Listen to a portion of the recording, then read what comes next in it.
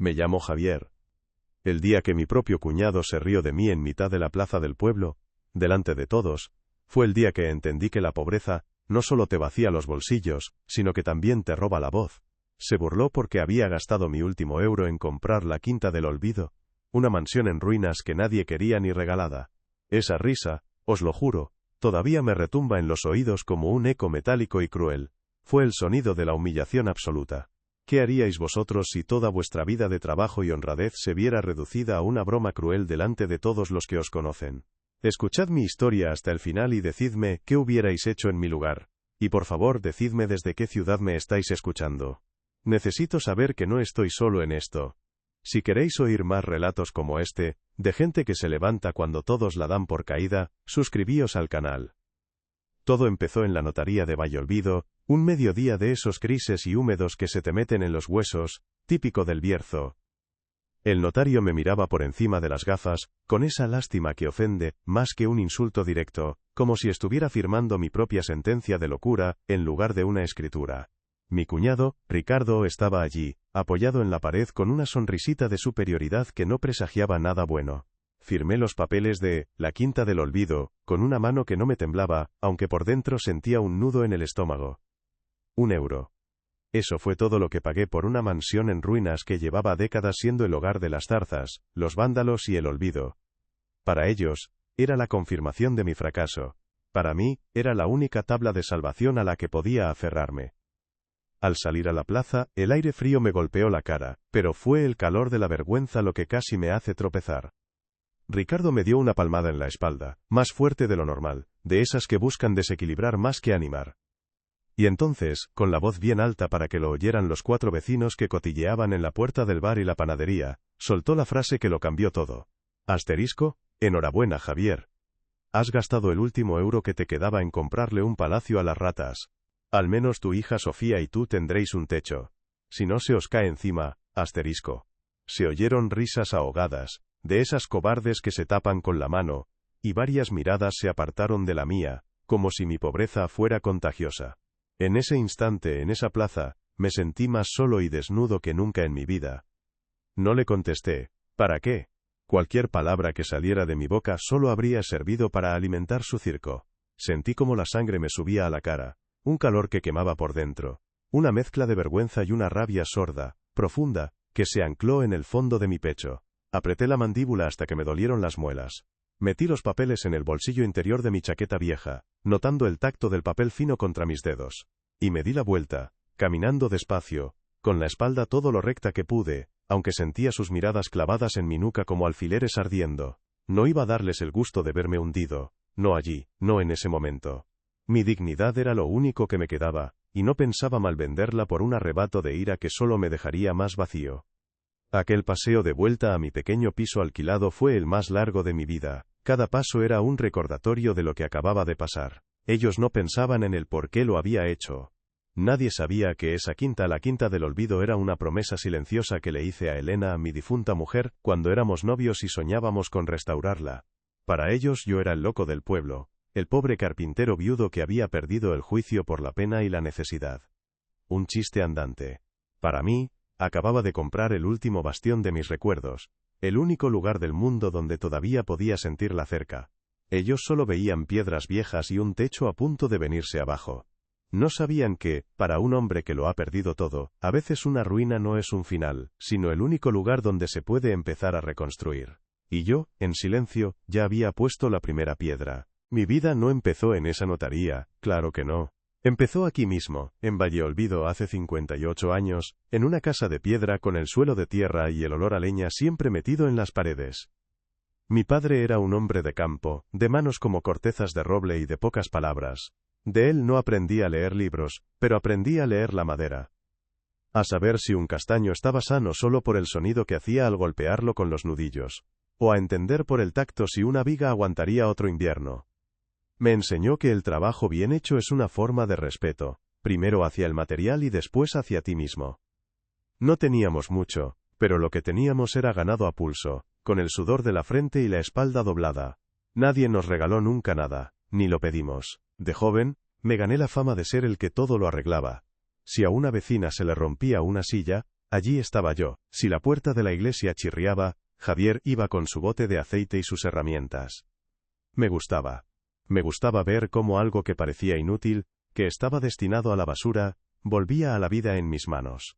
Era una sensación de poder silencioso, de poner orden en el pequeño caos de las cosas. Abrí un pequeño taller en el bajo de nuestra casa, y el olor a serrín y a barniz se convirtió en el perfume de mi juventud. La gente confiaba en mí, y esa confianza era mi mayor patrimonio. No necesitaba más. Era un hombre sencillo con una vida sencilla, y en esa sencillez encontraba una felicidad que el dinero nunca podría comprar. Fue en una fiesta del pueblo, la de San Roque, cuando la vi por primera vez. Elena no era de aquí, su familia había venido a pasar el verano. Tenía una forma de reír que parecía que encendía una luz en el aire, y unos ojos que no miraban las cosas, sino que las veían de verdad. Mientras todos se fijaban en la orquesta o en los fuegos artificiales, ella se quedaba mirando la veta de un banco de madera, o la forma en que la luz de la luna se filtraba por las hojas de los castaños. Era diferente. Sentí una sacudida, una de esas que te avisan de que algo importante está a punto de empezar. Esa noche apenas hablamos, pero supe que mi vida, esa vida sencilla que tanto me gustaba, ya no volvería a ser exactamente igual.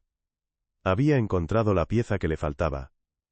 Nos casamos un año después. Elena era la soñadora y yo el que tenía los pies en la tierra. Ella veía un campo yermo y ya estaba imaginando un jardín. Yo veía un campo yermo y pensaba en las horas de arado que hacían falta. Nos complementábamos. Ella me enseñó a levantar la vista del suelo, a ver más allá de lo inmediato.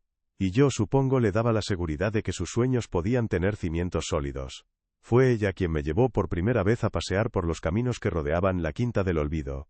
Yo solo veía un montón de piedras comidas por la hiedra, un peligro para cualquiera que se acercase demasiado. Pero ella se paraba frente a la verja oxidada y suspiraba, con esa mirada suya que iba más allá de las ruinas y la maleza. Mírala, Javier, me decía apretándome la mano. Todos ven un esqueleto, un fantasma, pero yo no. Yo veo que tiene buenos huesos. Esta casa tuvo una vida grande, y solo está esperando a que alguien se la devuelva. Yo me reía y le decía que estaba loca, que harían falta varias vidas y una fortuna para levantar eso. Pero a ella no le importaba. Se pasaba horas imaginando cómo sería. Aquí iría nuestro cuarto, con un balcón para ver amanecer sobre el valle. Y el taller, tu taller, lo pondríamos en las antiguas caballerizas, con unas cristaleras enormes para que entre toda la luz. Hablaba de ello con tanta pasión que, a veces, hasta yo conseguía verlo por un instante. Un día, bajo el viejo roble que hay a la entrada de la finca, me hizo prometerle algo. Si alguna vez la vida nos da una oportunidad, por pequeña que sea, prométeme que lo intentaremos. Prométeme que no dejaremos que se muera del todo. Yo le prometí lo que quisiera. En aquel momento, con el sol de la tarde dorando su pelo y la felicidad rebosando en nuestros bolsillos vacíos, todo parecía posible. Era una promesa susurrada al viento, un juego de enamorados, pero para ella era importante, y lo que era importante para ella, se convertía en sagrado para mí. Esa promesa se quedó grabada en mi memoria, como una marca hecha a fuego en la madera de mi corazón. Nuestra vida siguió adelante. Nació Sofía, que llenó la casa con una alegría nueva y ruidosa. Mi taller iba bien. Eran años de trabajo duro, de levantarme antes de que saliera el sol y acostarme con el cuerpo dolorido, pero éramos felices. Teníamos lo justo, pero no nos faltaba nada de lo importante. Recuerdo las manos de Elena, siempre suaves a pesar del trabajo, pasando un trapo por los muebles que yo terminaba, dándoles el último toque de cariño antes de entregarlos. Recuerdo a Sofía jugando con los recortes de madera en el suelo del taller, construyendo sus propios mundos en miniatura. Eran buenos tiempos. Tiempos en los que creía que la vida, si eras honrado y trabajador, solo podía ir hacia arriba. ¡Qué equivocado estaba! Luego vino la crisis como una helada tardía que quema la cosecha cuando ya creías que estaba a salvo. El trabajo empezó a escasear. La gente ya no quería un mueble de castaño hecho para durar 100 años. Prefería comprar 4 de aglomerado que apenas aguantaban una mudanza. Las facturas se empezaron a acumular. Primero dejé de comprar material bueno, luego empecé a hacer reparaciones en lugar de creaciones. El taller, que antes era mi reino, se fue convirtiendo en un lugar silencioso y triste. La alegría de crear fue sustituida por la angustia de no llegar a fin de mes.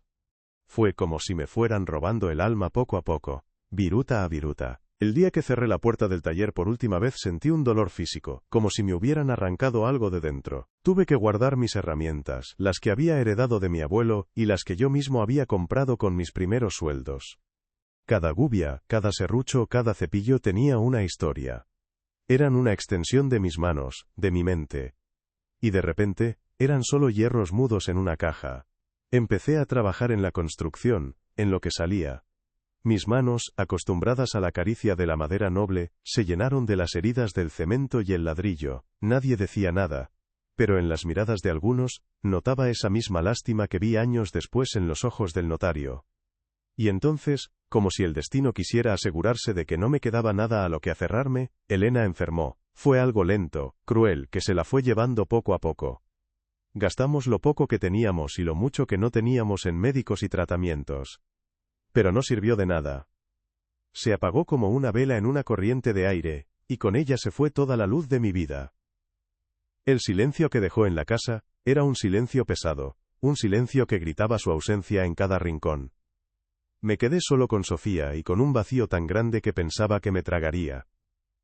Seguí trabajando, moviéndome por inercia, porque era lo único que sabía hacer y porque mi hija me necesitaba. Cuando Sofía terminó el instituto, supe que tenía que darle la oportunidad que yo nunca tuve.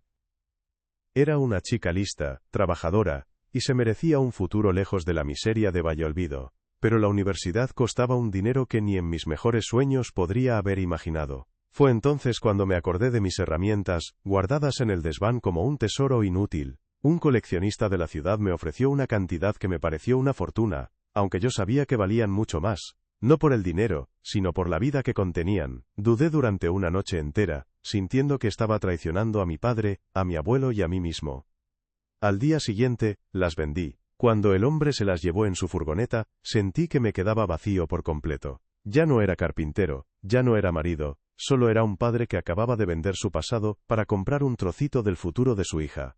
Con ese dinero, Sofía pudo matricularse. Su alegría fue mi único consuelo. Pero la humillación de tener que desprenderme de lo último que me definía, de mi propia identidad, fue una herida que nunca llegó a cerrar del todo. Me convertí en un hombre sin oficio, un simple jornalero que vivía al día, esperando a que el tiempo pasara.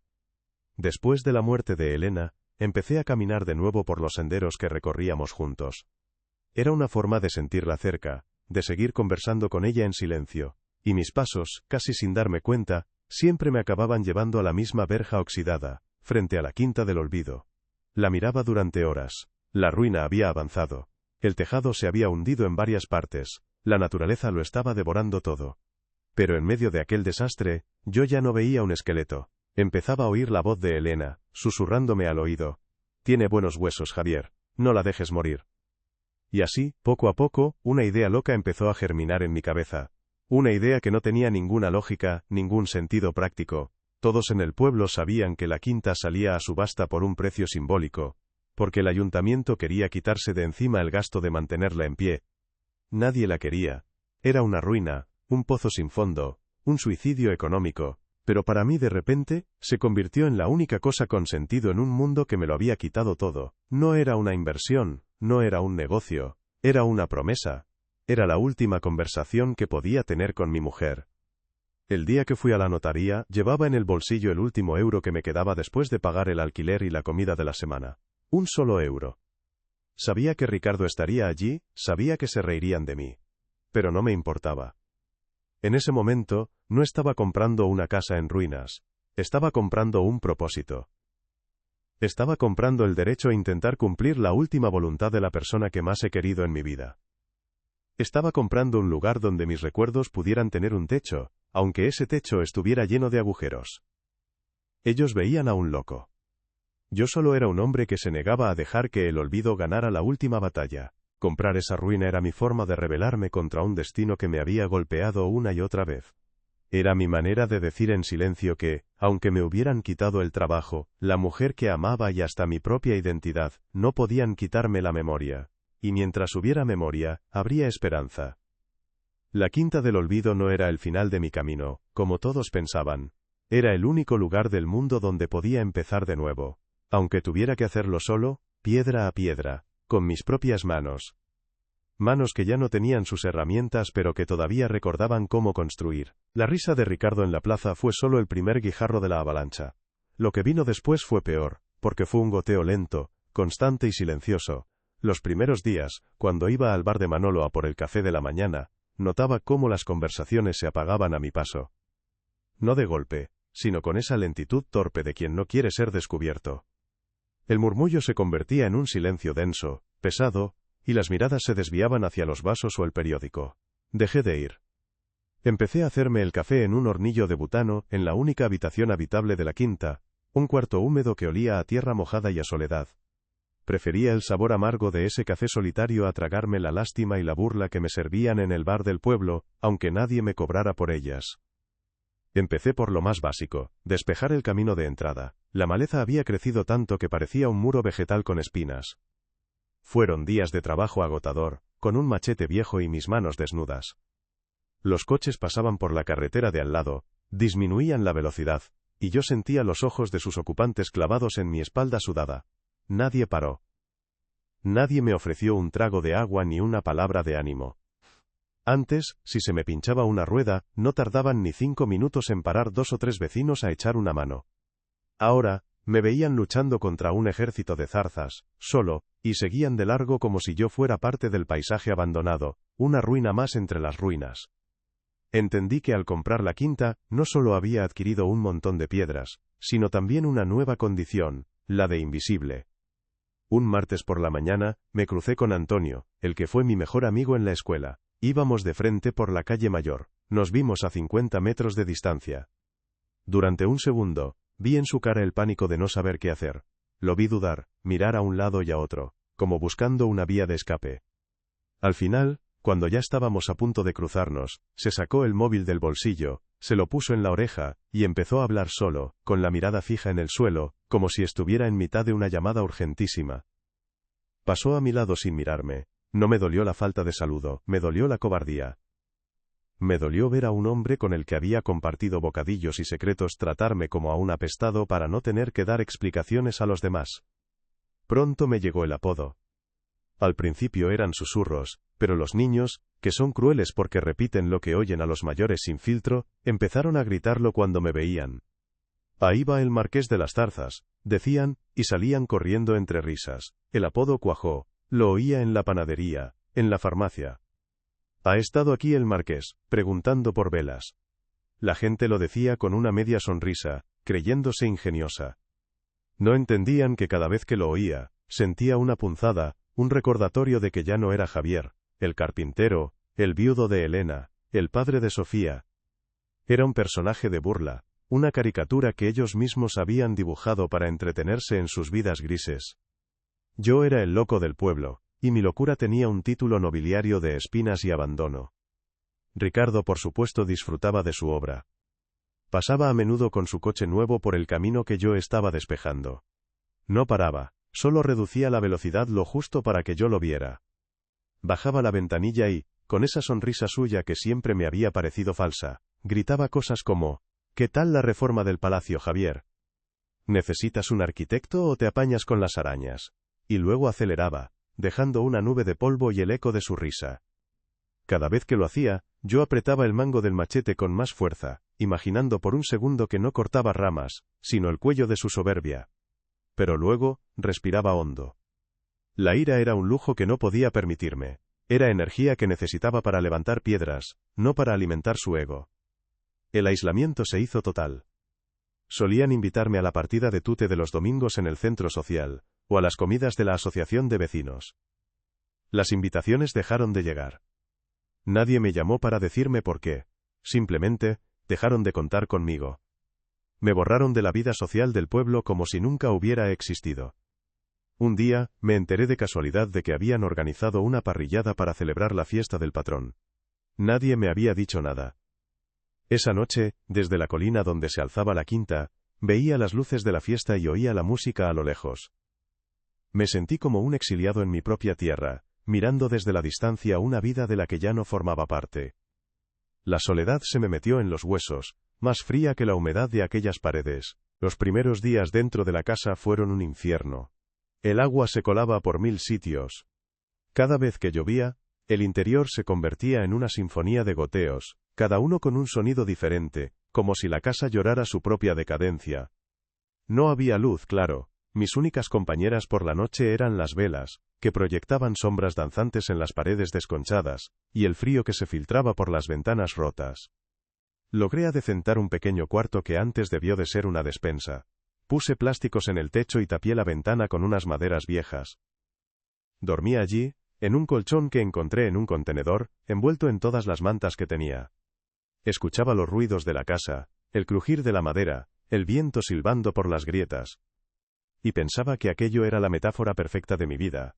Un refugio precario en medio de la ruina. En los momentos de mayor desesperación, cuando el cansancio y la soledad amenazaban con aplastarme, me aferraba al recuerdo de Elena. Cerraba los ojos y podía oír su voz, justo en ese mismo lugar, años atrás.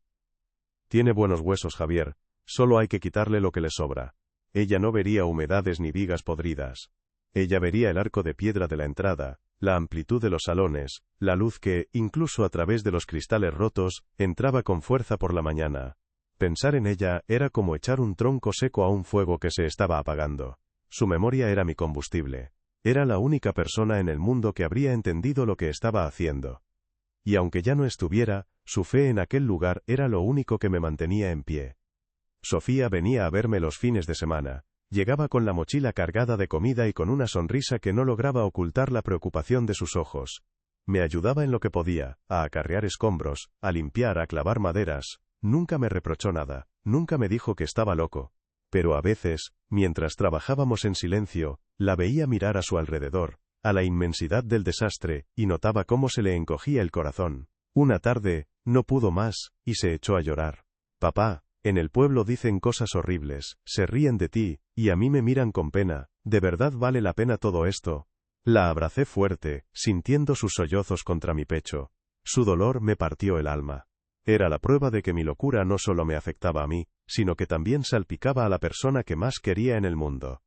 Una tarde, mientras intentaba apuntalar una parte del porche que amenazaba con venirse abajo, apareció Anselmo, un vecino con tierras al lado de la quinta. Un hombre que siempre había sido amable, aunque algo interesado. Se acercó con las manos en los bolsillos mirando la casa con una mezcla de pena y cálculo. Javier, hombre, esto es demasiado para ti, estás echando tu vida aquí para nada. Dejó pasar unos segundos y luego soltó su oferta. Mira, por quitarte el problema de encima, te doy 500 euros por el terreno, así puedes alquilar algo decente y dejar de hacer el tonto. Lo dijo como si me estuviera perdonando la vida. 500 euros, por una promesa, por los sueños de Elena. Sentí una rabia fría, le dije que no con la cabeza, sin mirarle. Allá tú, dijo encogiéndose de hombros, pero no digas que no te lo advertí. La humillación se colaba en los detalles más pequeños. Cuando iba a la ferretería a por 4 clavos, o un saco de cemento barato, el dueño, que me conocía de toda la vida, me miraba como si estuviera comprando veneno. ¿Esto para qué es, Javier? ¿Para que se te caiga otro trozo de pared encima? Me lo decía en un tono falsamente preocupado que era pura condescendencia. En la panadería, la mujer me metía en la bolsa un par de bollos del día anterior de regalo, sin que yo se lo pidiera. Lo hacía delante de todo el mundo. Era su forma de decir, pobrecito, míralo, no tiene ni para pan tierno. Cada uno de esos gestos, era una pequeña aguja que se clavaba en mi orgullo, recordándome constantemente el lugar que ocupaba ahora en la jerarquía del pueblo, el último. Para evitar las miradas y los comentarios, cambié mis horarios. Me levantaba antes de que saliera el sol, cuando el pueblo aún dormía, y trabajaba hasta que la luz me lo permitía. Durante el día, cuando el sol estaba alto y la gente se movía por los caminos, me encerraba en el interior de la casa, haciendo trabajos que no se vieran desde fuera. Me convertí en una criatura nocturna, en un fantasma que habitaba su propio mausoleo. El aislamiento que antes me habían impuesto los demás, ahora lo buscaba yo como un refugio. La soledad dejó de ser una condena para convertirse en una armadura. Si no me veían no podían juzgarme. Si no me oían no podían herirme con sus palabras. Una noche de noviembre se desató una tormenta terrible. El viento aullaba como un animal herido y la lluvia golpeaba los muros con una violencia inusitada. Estaba en mi pequeño cuarto, escuchando la batalla del exterior, cuando oí un estruendo ensordecedor, seguido de un temblor que sacudió los cimientos. Un trozo del tejado del salón principal se había desplomado. El agua empezó a entrar a raudales. Salí con una linterna y vi el desastre. El cielo negro a través del agujero, el agua cayendo sobre los escombros. En ese momento, acurrucado en un rincón, empapado y tiritando de frío, me sentí completamente vencido. Por primera vez, pensé que tenían razón, que era un viejo loco, un iluso que luchaba contra un gigante que terminaría por aplastarlo. La desesperación era un pozo oscuro, y yo estaba en el fondo. A la mañana siguiente, con la primera luz, salí a evaluar los daños. El desánimo era un peso físico sobre mis hombros. Mientras removía los escombros del salón, algo brilló entre el barro y las tejas rotas. Me agaché y lo recogí. Era un pequeño camafeo de plata, ennegrecido por el tiempo. Lo abrí con cuidado. Dentro, había 2 retratos en miniatura, pintados a mano. Un hombre con bigote y una mujer de mirada triste. Estaban intactos. Sostuve aquel pequeño objeto en la palma de mi mano. No era valioso, pero era un vestigio de vida, la prueba de que entre aquellas paredes había habido amor, había habido historias. De repente, ya no eran solo ruinas. Eran los restos de un hogar. Y sentí una conexión profunda con aquellas personas desconocidas. No podía dejar que su casa, su historia, desapareciera del todo. Aquel pequeño hallazgo fue como una señal. Unos días después, recibí una llamada. Era mi hermana, la mujer de Ricardo. Lloraba al otro lado del teléfono. Javier, por favor, para ya. Ricardo me dice que te vas a matar ahí dentro, que estás haciendo el ridículo. Todo el pueblo se ríe de nosotros por tu culpa. ¿No te das cuenta del daño que nos haces? Vende eso, por lo que más quieras, véndelo a quien sea, y vuelve a tener una vida normal. Sus palabras eran cuchillos. Para ella, la vida normal, era más importante que mi promesa, que mi dignidad. El qué dirán, pesaba más que la memoria de Elena. No entendía nada. No quería entender. Le colgué el teléfono sin decir una palabra. El lazo que me unía a la poca familia que me quedaba acababa de romperse. El momento que lo cambió todo para mí, llegó un sábado por la mañana, en el mercado semanal. Fui a comprar algo de fruta y verdura, intentando pasar desapercibido como siempre. Al pasar junto a un grupo de hombres que charlaban animadamente junto al puesto de encurtidos, oí mi apodo, el Marqués de las Zarzas. Me detuve en seco, oculto tras otro puesto. Eran hombres con los que había crecido, con los que había jugado al fútbol de niño. Y uno de ellos, el gordo de la ferretería, estaba imitándome, encorvado, haciendo como que clavaba un clavo torcido en el aire, mientras los demás se partían de risa. El otro día lo vi, parecía un espantapájaros con un martillo, dijo entre carcajadas. No me vieron. Estaban demasiado ocupados disfrutando de su espectáculo. En ese instante, viéndolos reírse a mi costa, a mis espaldas, sentí que algo dentro de mí se rompía y se volvía a soldar, pero de una forma diferente, más dura, más fría. No sentí rabia, ni ganas de ir a partirles la cara. Lo que sentí fue una extraña y lúcida calma. La humillación había llegado a su punto más alto, y al llegar allí, había perdido todo su poder sobre mí. Ya no me importaba. Su opinión, sus risas, su desprecio, todo se convirtió en un ruido de fondo, lejano e insignificante. Me di la vuelta, despacio, y me marché del mercado sin comprar nada. Había ido a por comida para el cuerpo y volví con el alma blindada. Había entendido por fin que estaba completamente solo, y esa certeza, en lugar de hundirme, me liberó. Al volver a la quinta, me paré frente a la fachada ruinosa. El sol de mediodía le daba un aspecto aún más desolado. Pero yo ya no la veía con los mismos ojos. Ya no era una carga, ni una locura, ni un simple homenaje a Elena. Era mi trinchera. Mi fortaleza. El único lugar del mundo donde no tenía que dar explicaciones a nadie. Aquellas paredes agrietadas y aquellos techos hundidos eran el reflejo de mi propia vida, sí, pero también eran la prueba de que, a pesar de todo, seguíamos en pie. Acaricié una de las piedras frías de la entrada. Somos tú y yo contra el mundo, le susurré. Y por primera vez en mucho tiempo, no me sentí solo. Me sentí acompañado por la única entidad que entendía mi lucha. La propia casa. La batalla acababa de empezar. Desde aquel día en el mercado, algo cambió dentro de mí. Ya no trabajaba movido por la pena o por el deber de una promesa. Ahora trabajaba con un propósito frío, afilado como una de mis viejas gubias. Porque lo que nadie en ese pueblo sabía, lo que ni siquiera mi hija Sofía sospechaba, es que yo no había comprado aquella quinta por €1 movido solo por la locura o la nostalgia. La compré porque yo, el pobre carpintero, el hazmerreír de todos, era el único hombre vivo que conocía su verdadero secreto. Y cada palada de escombros, Cada viga que aseguraba, no era un acto de restauración desesperada, sino un paso calculado hacia el corazón de la casa, hacia el lugar donde sabía que se escondía la verdad. Ellos se reían de mi presente, sin saber que yo estaba a punto de desenterrar su pasado y con él, asegurar mi futuro. La historia que vais a oír ahora no se la he contado nunca a nadie, es una historia que empezó mucho antes que yo, en los tiempos de mi abuelo. Él fue carpintero en esta misma quinta, al servicio del último dueño, el marqués de Sotelo, justo antes de que estallara la guerra civil. Mi abuelo me contaba, cuando yo era un crío y me sentaba en sus rodillas en el taller, historias de aquel marqués. No era como los otros nobles, decía. Era un hombre bueno, que quería a su pueblo, pero que veía venir la tormenta. Y una noche, poco antes de tener que huir para no volver jamás, le confió a mi abuelo, su hombre de confianza, un secreto. Le dijo que había salvado el alma de la comarca para que, cuando la locura pasara, pudiera usarse para reconstruirlo todo. Nadie más lo sabía. Una historia que, con el tiempo, todos en mi familia olvidaron, tomándola por el cuento de un viejo. Todos, menos yo. Yo crecí con esa leyenda metida en la cabeza. Era el tesoro de mi infancia. Mientras los otros niños jugaban a indios y vaqueros, yo dibujaba mapas imaginarios de la quinta, buscando el lugar secreto del que hablaba mi abuelo. Él me había dado una pista, solo una, antes de morir. Busca la chimenea que mira al sol poniente, Javier. Allí, el hogar guarda más que calor. Durante años, esa frase fue mi brújula.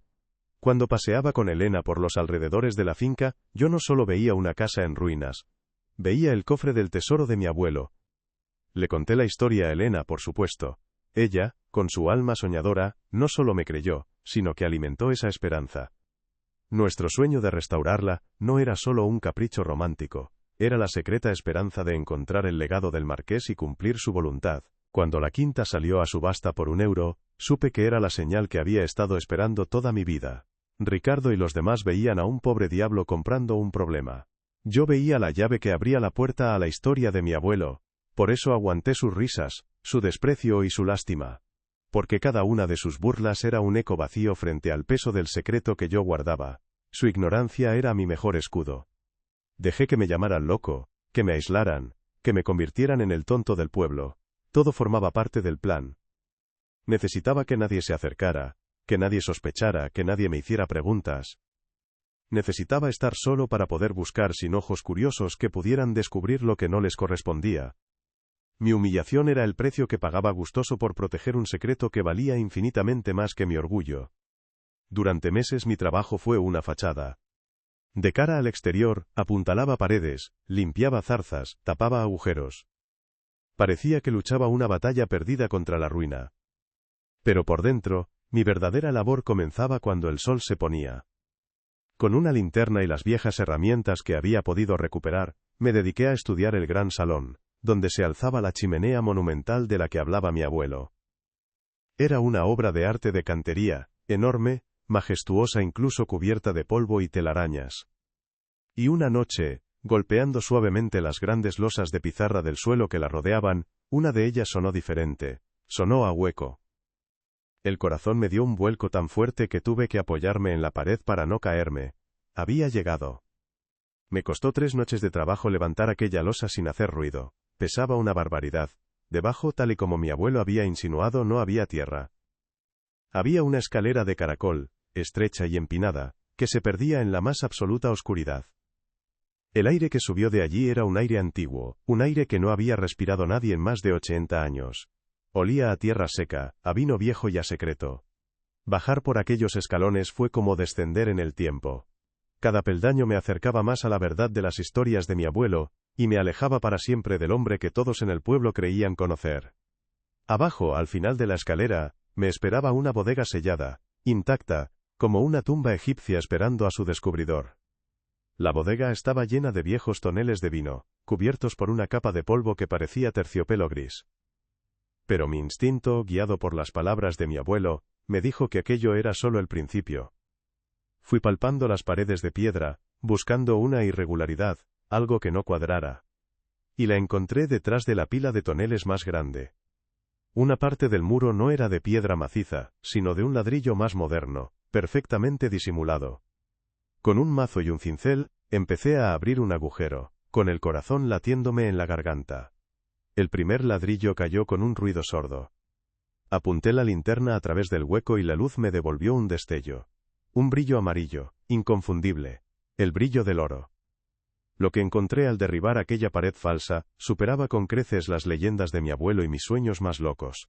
No era un pequeño tesoro, era una fortuna. Lingotes de oro, apilados como si fueran ladrillos en varias cajas de madera con el sello del Marqués de Sotelo grabado a fuego. Junto a ellas había varios baúles de cuero.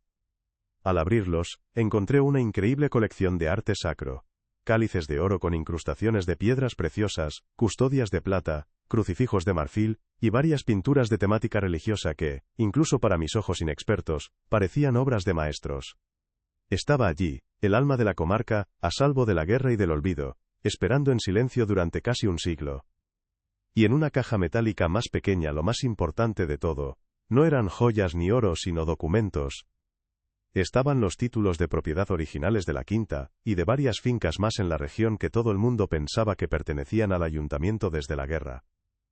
Y junto a ellos, una carta personal del marqués, escrita con una caligrafía elegante y firme.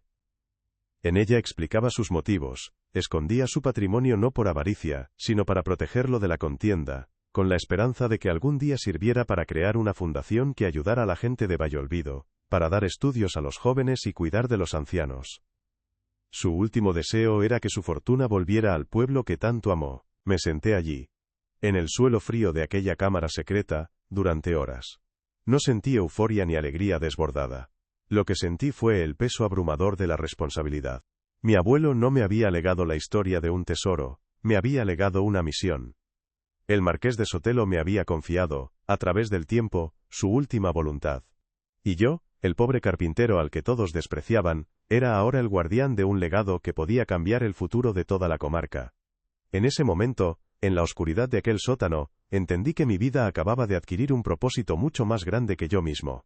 La promesa a Elena y el encargo del marqués se habían fundido en uno solo. Lo primero que hice fue asegurarme de que nadie, absolutamente nadie, pudiera descubrirlo. Volví a colocar los ladrillos de la pared falsa con un cuidado exquisito, usando un mortero que imité a la perfección. Moví los toneles a su sitio. Coloqué la pesada losa de pizarra sobre la entrada de la escalera, sellándola de nuevo. El secreto volvía a dormir bajo el suelo del gran salón, pero ahora yo sabía que estaba allí. Era mi fuerza, mi as en la manga, el motor silencioso que impulsaría cada uno de mis actos a partir de ese momento. Mi soledad se convirtió en mi mejor aliada, y el desprecio del pueblo, en el muro perfecto para proteger mi plan. Unas semanas después cogí un autobús a Madrid con la excusa de visitar a un primo lejano. Llevaba conmigo una pequeña moneda de oro que había cogido de la cámara, y una de las cartas del marqués. Busqué a un experto en arte y antigüedades, un hombre discreto del que me habían dado buenas referencias. Cuando vio la moneda y analizó el papel y la tinta de la carta, sus ojos se abrieron como platos. Tras varias consultas y verificaciones, me dio una cifra aproximada de lo que podía valer todo lo que le había descrito. La cifra era tan astronómica que me costó hasta procesarla. Unos 200 millones de dólares. 200 millones. Repetía el número en mi cabeza una y otra vez en el autobús de vuelta, mientras miraba por la ventanilla los campos secos de Castilla. Yo, Javier, el que había comprado una ruina por €1, era el dueño de una fortuna inimaginable. Guardé el secreto con un celo casi religioso. No se lo conté ni a Sofía, no por falta de confianza en ella, sino para protegerla. Si alguien llegaba a sospechar algo, su ignorancia sería su mejor defensa. Este era un peso que debía llevar yo solo. Además, sabía perfectamente lo que pasaría si la noticia salía a la luz. Ricardo, mi hermana, los vecinos que se habían reído de mí, todos se convertirían de repente en mis mejores amigos.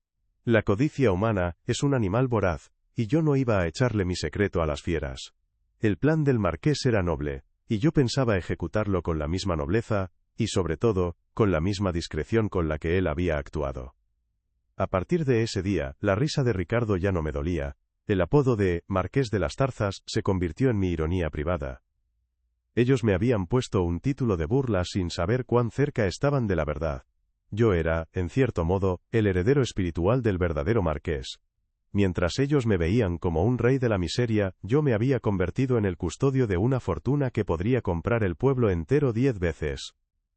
Su desprecio era el mejor camuflaje que un hombre podría desear. Me permitía moverme, planificar y actuar sin que nadie prestara la más mínima atención. El poder real, aprendí en aquellos días, no hace ruido. Crece en silencio, en la sombra, mientras todos miran hacia otro lado. Mi estrategia cambió. Ya no se trataba solo de restaurar la casa para cumplir la promesa que le hice a Elena. Ahora se trataba de construir la base de operaciones desde la que llevaría a cabo la voluntad del marqués. Cada viga que colocaba, cada pared que levantaba, era un paso más en la creación de la Fundación Elena Morales, la entidad a través de la cual el dinero volvería a la gente. Pero volvería a mi manera. Siguiendo mis reglas. La justicia a veces, no es un acto público y ruidoso, sino un movimiento lento y silencioso en el tablero de la vida. Y yo, el peón que todos daban por perdido, estaba a punto de dar jaque mate. Así que sí, me llamaron loco. Se rieron de mí en la plaza, me dieron la espalda en la calle, y me pusieron un apodo para humillarme. Dejaron que me hundiera en la soledad, convencidos de que mi destino era morir aplastado por las ruinas de mi propia estupidez. Lo que nunca imaginaron es que, mientras ellos se regodeaban en mi supuesta desgracia, yo estaba de pie sobre un tesoro que empequeñecía sus vidas enteras. No era un loco que había comprado una ruina, era un guardián que había reclamado su puesto, y el poder que me habían entregado con su desprecio, estaba a punto de usarlo. No para vengarme, sino para impartir un tipo de justicia mucho más sutil y definitiva. La justicia de los hechos. No iba a haber venganza. Sentado en la oscuridad de aquella bodega, con la fortuna de un marqués a mis pies, comprendí que la venganza es un plato ruidoso y vulgar, y yo había aprendido a amar el silencio. Mi justicia no sería un grito en la plaza del pueblo, sino una construcción lenta, sólida y silenciosa, como los muros de piedra que ahora me rodeaban. Mi plan no era para ellos, era para mí, era para Elena. Y era para el marqués. Decidí que levantaría la Fundación Elena Morales, pero lo haría a mi manera. El dinero del marqués ayudaría a la gente de la comarca, a los que de verdad lo necesitaban, pero no saldría de mis manos. Primero, cumpliría la promesa que le hice a mi mujer. Iba a devolverle la vida a la Quinta del Olvido. No como un palacio para un nuevo rico, sino como un hogar desde el que yo, el carpintero, el marqués de las Zarzas, movería los hilos de un futuro que nadie, absolutamente nadie, podría asociar conmigo. Empecé con una cautela infinita. Con la ayuda de aquel experto de Madrid, vendí una sola de las barras de oro más pequeñas en un mercado internacional, a través de una maraña de intermediarios que hacía imposible rastrear el origen del dinero. Con esa primera suma, abrí una cuenta a nombre de una sociedad que no llevaba mi apellido, y luego hice lo que mejor sabía hacer, trabajar. Pero esta vez, no con mis manos sino con mi cabeza. Contraté a una pequeña cuadrilla de canteros de Portugal, hombres que no conocían a nadie en el pueblo, y a los que no les importaban los cotilleos. Para la gente de Valleolvido, simplemente vieron que un día aparecieron dos hombres callados que empezaron a trabajar en la quinta.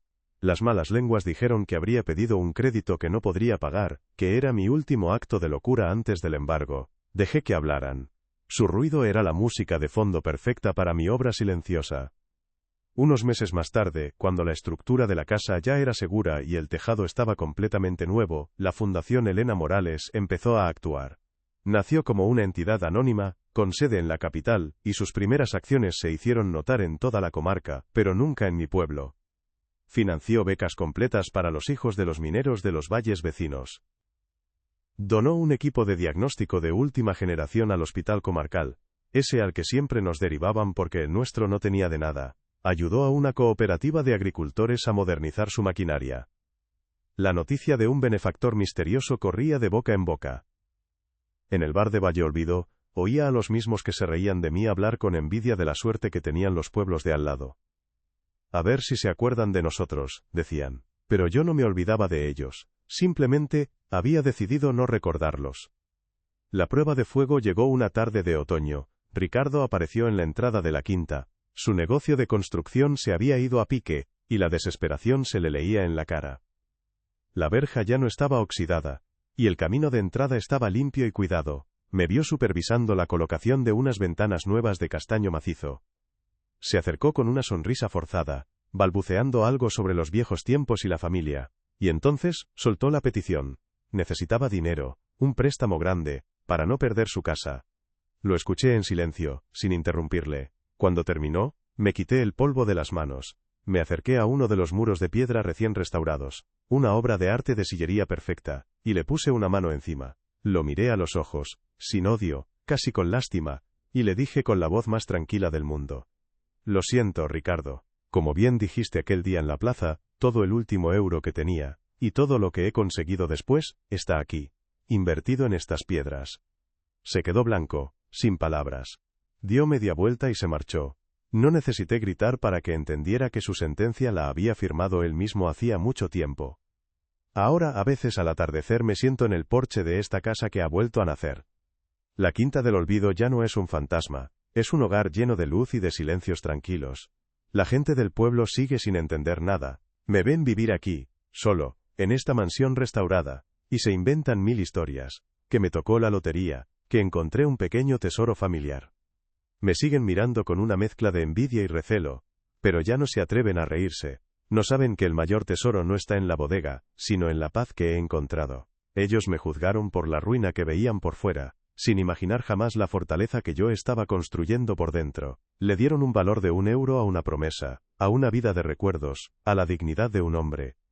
Y yo, en silencio, les demostré que hay cosas que, simplemente, no tienen precio, y que la verdadera riqueza consiste en saber cuál es su valor, aunque seas el único en el mundo que lo sepa.